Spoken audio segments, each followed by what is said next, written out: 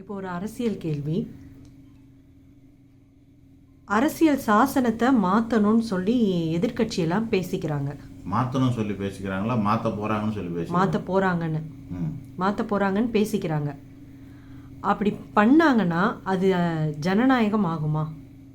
ஓஹோ, அரசியல் சாசன சட்டத்தை ஆளுங்கட்சியான மோடி கவர்மெண்ட்டு திரும்ப வந்தால் மாற்ற போகிறாங்க அப்படின்னு சொல்லிட்டு பேசுகிறாங்க. அது தெரியும்.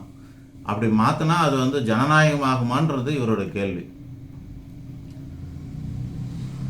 Okay, what is the meaning of ஜனநாயகம்? ஜனநாயகம் ஆ, மக்கள் மக்கள் ஆட்சி, மக்கள் விருப்பத்தின்படி நடப்பது ஜனநாயகம் இல்லையா? ஆமாம்.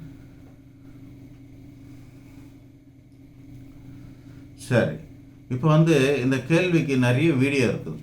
இந்த கேள்விக்கான வீடியோ நிறைய இருக்குது. மற்றவங்கெல்லாம் கூட வீடியோ போட்டிருக்காங்க. நான் கூட 1-2 பார்த்துருக்குறேன். முக்கியமாக இந்த சாணக்கியா டிவி ரங்கராஜ் பாண்டே எல்லாம் ரொம்ப தெளிவாக வீடியோலாம் போட்டிருக்காரு. பல வீடியோக்கள் இருக்குது, நமக்கும் தெரியும். அதெல்லாம் பார்த்துருக்கோம், முன்னாடிலாம் நிறைய படிச்சிருக்கேன். இந்த அரசியல் சாசன அமைப்பு சட்டத்தை பற்றி நிறைய பேர் பேசியிருக்காங்க. இப்போ அவங்க பேசுனதெல்லாம் நானே பேசினாக்கா அது சிறப்பாக இருக்காது. ஏன்னா அவங்களாம் மேதாவிங்க, படிச்சுட்டு பேசுகிறாங்க. நாம் அதை பற்றி படிக்கலை. நம்மளது ஒரு லாஜிக் தான். எப்போவுமே நம்ம வந்து ஒரு லாஜிக் அடிப்படையில் தான் நம்ம இப்போ பதில் சொல்கிறது பழக்கம். ஏன் அப்படின்னா நம்ம அரசியல்வாதியும் கிடையாது. அந்த மாதிரி இந்த சட்டத்தை பற்றி சொல்லக்கூடிய அளவுக்கு சட்ட நிபுணரும் கிடையாது. ஸோ நம்ம லாஜிக்காக தான் பேச போகிறோம். இப்போ அது என்ன லாஜிக் அப்படின்றத சொல்கிறேன். இப்போ இங்கே தமிழ்நாட்டில் வந்து நீட்டு வேணான்னு ஒரு தீர்மானம் போட்டாங்க. அந்த தீர்மானத்தை சட்டசபையில் போட்டு நிறைவேற்றிட்டு கவர்னருக்கு அனுப்பி வைக்கிறாங்க. பாஸ் பண்ணாங்களா? பாஸ் பண்ணலை. ஏன் பண்ணலை அப்படின்னாக்கா, அவர் பாஸ் பண்ணாமல் விடுறாரு. அதனால் வந்து கோர்ட் வரைக்கும்லாம் போகுது. ஒரு பில்லும் அந்த மாதிரி ஆகுது. அப்படி நிறுத்தி வைக்கிறது, பாஸ் பண்ண மாட்டேன்றது, இதெல்லாம் நடக்குது. அப்போது இங்கே இருக்கிற முதலமைச்சர் என்ன சொல்கிறார்? அதுதான் முக்கியம். என்ன சொல்கிறாரு? மக்களால் தேர்ந்தெடுக்கப்பட்ட கவர்மெண்ட்டு சட்டசபையில் பாஸ் பண்ணக்கூடிய அத்தனை விஷயங்களையும் நடைமுறைப்படுத்தப்பட வேண்டும், சட்டமாக்கப்பட வேண்டும். அதுதான் ஜனநாயகம் சொல்கிறாரா இல்லையா? ஆமாம். அப்போது பார்லிமெண்ட்டு யாரால் தேர்ந்தெடுக்கப்பட்ட எம்பிஸ் வராங்க? மக்களால் தேர்ந்தெடுக்கப்பட்டவங்க. அவ்வளோதான். மக்களாட்சி என்பது என்னன்னா, மக்களின் விருப்பத்தின் அடிப்படையில் நடைபெறுவது மக்களாட்சி ஆகும். இந்த மக்கள் யாரெல்லாம் தன்னுடைய பிரதிநிதியாக, எம்எல்ஏயாக சட்டசபைக்கோ எம்பியாக பாராளுமன்றத்துக்கோ அனுப்பி வைக்கிறாங்களோ, அவங்க எதுக்கெல்லாம் கை தூக்குறாங்களோ அதெல்லாம் சட்டமாக்கப்பட வேண்டும். இதுதான் ஜனநாயகம். இங்கே ஒரு மாதிரி அங்கே ஒரு மாதிரி பேசுனா அது வந்து போலி ஜனநாயகம். சட்டசபை, தமிழ்நாடு சட்டசபைக்கு அல்லது ஆந்திரா சட்டசபைக்கு, இந்த மாதிரி ஒவ்வொரு மாநில சட்டசபைகளும் எதிர்க்கட்சிகள் என்னென்ன பேசுகிறாங்களோ அதெல்லாம் சட்டமாக்கணும்னு சொல்கிறாங்களோ அதே போல தான் பாராளுமன்றத்துக்கும் அதுதான் சட்டம். அதிகப்படியான எண்ணிக்கை கொண்டவர்கள் ஒப்புக்கொள்கிற விஷயங்கள் எல்லாம் சட்டமாக்கப்பட வேண்டும். இவ்வளோதான். இதான் லாஜிக்.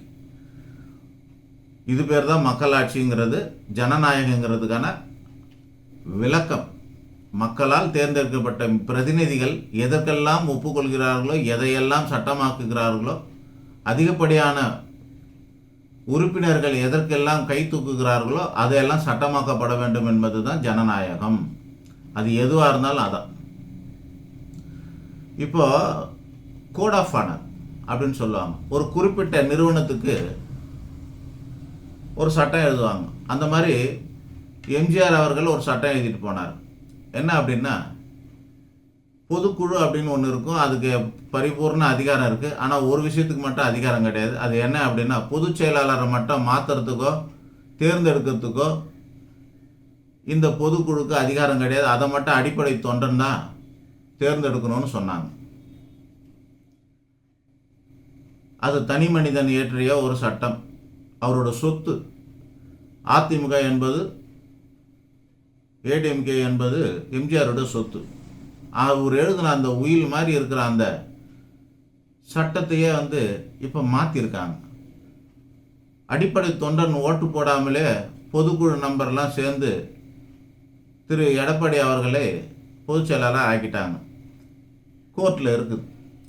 அதுக்கே வந்து என்ன சொல்கிறாங்க, பொதுக்குழு உறுப்பினர் சொன்னது தான், அதனால் டெம்பரவரி அங்கீகாரம் பண்ணி வச்சுருக்கிறாங்க.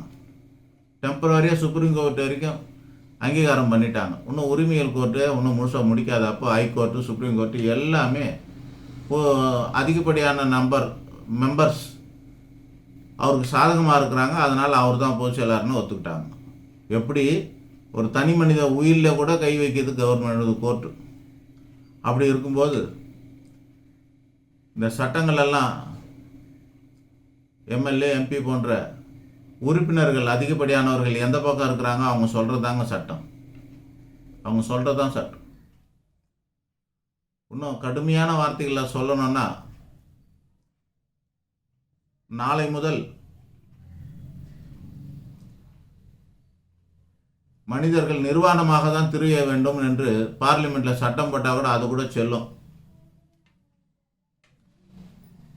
அந்த சட்டத்தை வந்து பெரும்பான்மையான உறுப்பினர்கள் ஆமோதித்து கை தூக்கி வெற்றி பெற செய்தால், இரு சபையிலும் அது பாஸ் ஆனால் அதுதாங்க சட்டம். இதுதான் ஜனநாயகம். ஏன் இந்த மாதிரியான வார்த்தையை சொல்கிறேன்னா, ஜனநாயகத்தின் விளக்கம் அதுதான். அதில் இருக்கிற சட்டத்திட்டத்தில் இருக்கக்கூடிய வார்த்தைகளும் அதுதான். அதிகப்படியான எண்ணிக்கைக்கு தான் முக்கியத்துவம். இதை இப்போ புரிஞ்சாச்சு, ஜனநாயகத்தை தெரிஞ்சிச்சு. இந்த ஜனநாயகத்துக்கான சட்டத்தை யார் எழுதுனா அப்படின்னா டாக்டர் அம்பேத்கர்னு சொல்லுவாங்க.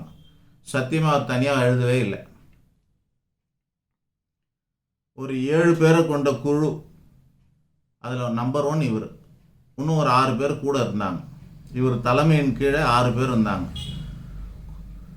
கோபாலாச்சார ஐயங்கார், அல்லாடி கிருஷ்ணசாமி ஐயர், டிடி கிருஷ்ணமாச்சாரி, டிடிகே சாலை இருக்குது தெரியுமா, இங்கே சென்னையில் டிடிகே சாலை, டிடி கிருஷ்ணமாச்சாரி சாலை, அது மாதிரி. முன்ஷின்னு ஒருத்தர், சையது முகமது சாதுல்லா, மாதவர் ராவ். இதில் பார்த்தீங்கன்னா ஐயர், ஐயங்கார், கிருஷ்ணமாச்சாரி. ஆக மேல்தட்டு மக்கள் அதிகம் இருக்கிறாங்க, தமிழ்நாட்டு மக்கள் அதிகம் இருக்கிறாங்க. 6 பேரில் 3 பேர். ஆக இன்னைக்கு வந்து செக்குலரிசம், சோசியலிசம் என்னமோ சொல்கிறாங்க. இந்த வார்த்தைகள் எல்லாம் இந்த 7 பேர் சேர்ந்த இந்த மாமேதைகளாக கருதப்பட்டு இந்த 7 பேரால் எழுதப்பட்ட டாக்டர் அம்பேத்கர் தலைமையின் கீழ் இவர்களால் ஒப்புக்கொள்ளப்பட்டு எழுதப்பட்ட அந்த முகப்புரையில் இந்த செக்குலரிசம் என்ற வார்த்தை கிடையாது, சோசியலிசம் என்ற வார்த்தை கிடையாது. சுமார் 1975 இருக்கும்னு நினைக்கிறேன். எமர்ஜென்சி நேரத்தில் இந்திரா காந்தி அம்மையார் யாரையும் கேட்காமலே இதில் கை வச்சு அந்த வார்த்தையெல்லாம் உள்ளே சேர்த்தாங்க, முதல் பேஜிலே. அதுதான் ஜனநாயகமற்ற செயல்னு அர்த்தம். பார்லிமெண்ட்டில் பாஸ் பண்ணலை, இதில் பாஸ் பண்ணல, அதில் பாஸ் பண்ணல, எமர்ஜென்சி டைமில் அவங்களா ஏற்றிக்கினது. அதே போல் சுமார் 100 வாட்டி 106 முறையோ 108 முறையோ இது கரெக்ஷன் பண்ணப்பட்டிருக்குது. அவ்வப்போது ஒவ்வொரு சட்டங்களும், சாசனத்தில் இருக்கிற ஒவ்வொரு பிரிவுகளும் மாற்றப்பட்டு இருக்கிறது. 108 முறை இது வரைக்கும் மாற்றிருக்கிறாங்க. வருஷத்துக்கு ஒன்று மாறி இருந்தால் கூட இந்த 75 வருஷ சுதந்திர இந்தியாவில் 108 முறைங்கிறது வருஷத்துக்கு ஒன்றுக்கும் மேலே ஆயிடுச்சு. 1.25 சட்டம்னு ஆயிடுது. அதில் பிஜேபி ஆண்டது இப்போ ஒரு 10, முன்னாடி ஒரு 15, அதுக்கு முன்னாடி ஒரு 13 மாதம், மொத்தம் 16 வருஷம். அந்த 16 வருஷத்தில் அவங்க மாற்றினது மொத்தமாக ஒரு 25 சட்டமோ 28 சட்டம் இருக்கும். இவ்வளோதான் அவங்க மாற்றிருக்கிறாங்க. மீதி இருக்கிற 75, 80, 90 சட்டங்கள் என்ன ஆகுதுன்னா எல்லாமே வந்து காங்கிரஸ் பீரியடில் மாற்றப்பட்டது தான். இப்போ இந்த பிஜேபி இருந்து ஆண்டு பண்ணும்போது கூட இப்போ எதிர்கட்சியாக இருக்கிறவங்க பல பேர் அவங்க கூட கூட்டணியாக இருந்தாங்க. முன்னாடி இந்த 5 வருஷம் 13 மாதம் அதெல்லாம் இருக்கும்போதெல்லாம் இருந்தாங்க. இப்போ இல்லை. ஆக மொத்தத்தில் பல முறை அதெல்லாம் மாற்றிருக்காங்கன்னா என்ன அர்த்தம் அப்படின்னா நடைமுறையில் ஒத்து வரலன்னு அர்த்தம். இந்த 7 பேரும் வந்து மேதாவியாக இருந்த காரணத்தினால, ஞானிகளாக இருந்த காரணத்தினால, மேதாவியாக இருந்த காரணத்தினால அதில் கண்டிஷன் அப்ளை ஏற்கனவே எழுதி வச்சுட்டாங்க. இது மாற்றத்துக்குரியதான், அவ்வப்போது மாற்றிக்கலான்னு சொல்லிட்டாங்க. மாற்றக்கூடாதுன்ற வார்த்தை அதில் இல்லை. அதனால் என்ன ஆச்சுன்னா, இந்த சட்டம் வந்தது 48ல் நினைக்கிறேன். 21 பிப்ரவரி 48 ஆரம்பித்து நவம்பரில் அது வந்து நடைமுறைப்படுத்தப்பட்டதுன்னு நினைக்கிறேன். 1 அல்லது 2 வருஷம்தான் இருந்திருக்கும். முதல் முறையாக கூட்டப்பட்ட பார்லிமெண்ட்லேயே, அதாவது 2 வருஷத்துக்குள்ளேயே பல விஷயங்களை மாற்றிட்டாங்க, சரியில்லைன்னு சொல்லிட்டு. எப்படி இருக்கு பாருங்க, அப்பவே மாற்றப்பட்டு இருக்கிறது.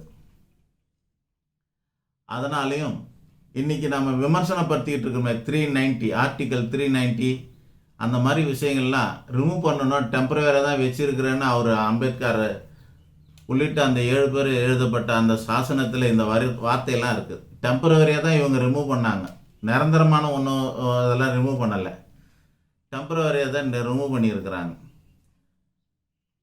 எல்லா விஷயத்தையும் இன்றைக்கி பரபரப்பாக பேசப்படுகிற பொது சிவில் சட்டம் முதற்கொண்டு எல்லா விஷயத்துக்கும் ஏற்கனவே அதில் இருக்கிறது தாங்க. ஏன் அப்படி நடந்துக்கிறாங்கன்னா, நீங்களும் நானும் இதை படிக்க மாட்டோம்னு நான் மக்களுக்கு நல்லா தெரியுங்க. அதாவது மக்களுக்கு இல்லை, கட்சிக்காரங்களுக்கு நல்லாவே தெரியும். இதெல்லாம் நம்ம படிக்க மாட்டோம். படிக்காத ஒரு படத்தை, நான் பார்க்காத ஒரு படத்துக்கு நீங்கள் பார்த்துட்டு வந்து எதனால கதை விடலாம். இந்த படம் சூப்பர், அந்த படம் சூப்பர்னு உங்களை நம்பினேன்னா நான் அந்த படம் பார்க்காம கூட விட்டுருவேன். ஐயோ இது நல்லா இல்லைன்னு சொல்லிட்டாங்களேன்னு சொல்லிட்டு. இல்லை நீங்கள் சொன்னீங்களேன்னு சொல்லி நல்லா இருக்குன்னு சொல்லி பார்த்துட்டு வெளியே வந்து நம்ம காரிக்க போகிறதும் உண்டு.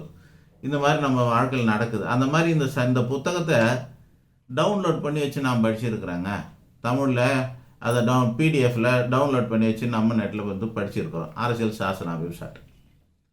இல்லைன்னா எனக்கு எப்படி இதெல்லாம் தெரியும்? அப்போ நீங்கள் ஏன் அதெல்லாம் படிக்கலை? மக்களாக இருக்கிறவங்க ஏன் படிக்கலை? படிக்காமல் எதுக்கு இந்த எதிர்கட்சிக்காரங்களையும் ஆளுங்கட்சிக்காரங்களையும் ஏன் நம்புறீங்க? நீங்கள் படிக்க வேண்டியது தானே. எப்பொருள் யாரார் வாய் கேட்பணும் அப்பொருள் மெய்ப்பொருள் காண்பது தானே அறிவு. இவன் சொல்கிறது கரெக்டாக அவன் சொல்கிறது கரெக்டானா நீ ஒரு வாட்டி படித்தா தானே தெரியும். படிக்காதனால அவங்களாம் ஏமாத்துறாங்க, அவ்வளோதான். இப்போ அப்படி மாற்றலாமா அப்படின்னா மாற்றலாம். சுத்தமாக சரியில்லைனாலும் மாற்றிடலாம் மொத்தமாக. இப்போ ஜூலை 1ஆம் தேதியிலேருந்து இந்த இந்தியாவில் இருக்க குற்றவியல் நடைமுறை சட்டம் இதெல்லாம் இருக்குல்ல, இதெல்லாம் மாற்றிட்டு அப்ளை ஆக போகுது. சட்டம் பாஸ் பண்ணிட்டாங்க. ஜூலை 1ஆம் தேதியிலேருந்து அதெல்லாம் மாறப்போகுது. பழைய இது இல்லை, அதெல்லாம் மாற்றுற மாதிரி இதுக்குமே வந்து ஒரு கமிட்டி அமைச்சு மாற்றி தான் ஆகணும். இதுக்குமே வந்து கமிட்டி அமைச்சு வாஜ்பாய் காலத்தில் இது கமிட்டி அமைச்சிருக்கிறாங்க. இன்றைக்கி இவங்க பிஜேபி கூட மறைக்கலாம். அது மாதிரி என்ன தைரியம் இல்லாமல் மறைக்கிறாங்கன்னு அர்த்தம். மறைக்க வேண்டிய அவசியம் இல்லை, மாற்றக்கூடிய ஒன்று தான். இது சரியாக இருக்குதான்னு செக் பண்ணான்னா தப்பு இருக்குது. இப்போ ஒரு டயர் இருக்குது, இது வரைக்கும் அந்த டயரில் 106 முறை பஞ்சர் போட்டுட்டேன். இப்போ அந்த டயர் சரியாக இருக்கா இல்லையான்னு நம்ம செக் பண்ணணுமா வேணாவா? அப்பப்போ ஒரு டயராக ஒன்றுத்தையும் எடுத்து பஞ்சர் போட்டுக்கின்னு இருந்தால் என்ன அர்த்தம்? அது போடுவோம் வேணாமா? 1-2 சரியில்லைன்னா போட்டோமா, அப்புறமா வந்து நிறைய சரியில்லையா தூக்கி போட்டு வேறு எடுத்து வாங்கணும். அவ்வளோதாங்க விஷயம். அளவுக்கு மீறி பஞ்சர் போட்டுன்னு இருக்க வேண்டிய அவசியம் கிடையாது. இந்த சட்டத்தில் குறைன்னு இல்லை ஓட்டன்னு சொல்ல முடியாட்டியும் தீர்க்க தனுஷமாக அதாவது அடுத்து ஒரு 300 வருஷத்துக்கெல்லாம் யோசிக்கிற அளவுக்குலாம் நம்ம ஆளுங்க பரமாத்மாக்கள் கிடையாது. ஏதோ ஞானின்னு சொல்லியிருக்கிறேன், அவங்க அது வரைக்கும் எழுதியிருக்கிறாங்க. 75 வருஷம் வந்ததே பெரிய விஷயம். இன்னும் கூட 25 வருஷம் வந்துட்டு போட்டோம், அப்புறம் கூட மாற்றிக்கலாம். ஆக மொத்தம் மாற்றப்பட வேண்டியது தான். கால சூழல் கேட்ட மாதிரி மாற்றப்பட வேண்டியது தான். கால சூழல் கேட்ட மாதிரி மட்டும் இல்லை. எப்படி வந்து கலாச்சாரம்லாம் மாறுதோ, ஒரு காலத்தில் கல்யாணம் ஆன பெண்கள்லாம் வீட்டுக்குள்ளே உட்காந்துருந்தாங்க. இன்றைக்கி வேலைக்கு போகிறாங்க, 2வது கல்யாணம் பண்ணிக்கிறாங்க, 3வது கல்யாணம் பண்ணிக்கிறாங்க, 4வது கல்யாணம் பண்ணிக்கிறாங்க. கல்யாணம் ஆகாமலே யாரோட சேர்ந்து இருக்கிறாங்க, எல்லாமே இந்த காலத்தில் வந்து மாறி இருக்குது அப்படின்னாக்கா இதெல்லாம் எங்கேருந்து வந்து சட்டம் போட்டால் வந்தது? இதெல்லாம் சட்டம் போட்டு வரலையே. மாறா அதுக்கு ஒரு கௌரவமான பேர் வைக்கிறது சுப்ரீம் கோர்ட். திருமணம் கடந்த உறவு என்று கூறுங்கள், கள்ளக்காதல்னு சொல்லக்கூடாது. அது சட்டவிரோதம். கள்ளக்காதல்னு சொல்லக்கூடாதான். சுப்ரீம் கோர்ட் சொல்லுது திருமணம் கடந்த உறவு, அதை நாங்கள் தண்டிக்க முடியாது அப்படின்னு சொல்லுது. அப்படி இருக்கும்போது மாற்றங்கள் வந்துக்கிட்டே தான் இருக்கும். மாறாதது ஒன்றுமே கிடையாதுன்னு எல்லாருமே சொல்லுவாங்க. அதனால் மாறுறதுல தப்பு இல்லை. ஓட்ட பாத்திரமாக இருந்தால் எவ்வளோ வாட்டி நீங்கள் வந்து இப்போ அதை வந்து வச்சுக்கின்னு இருக்க முடியுங்க? தூக்கி போட்டு வேறு பாத்திரம் வாங்க வேண்டிதான். அதனால் எல்லாரும் ஒத்துக்கிற மாதிரி, எல்லாரும் ஒத்துக்க மாட்டாங்க. அதிகப்படியானவங்க ஒத்துக்கிற மாதிரி ஒரு சட்டத்தை போடுறது, மாற்றுறது, இதெல்லாம் நடைமுறையில் நடக்கிறது தான், இயற்கை தான். இதை யாராலும் தடுக்க முடியாது. அவ்வளோதான். நன்றி, வணக்கம்.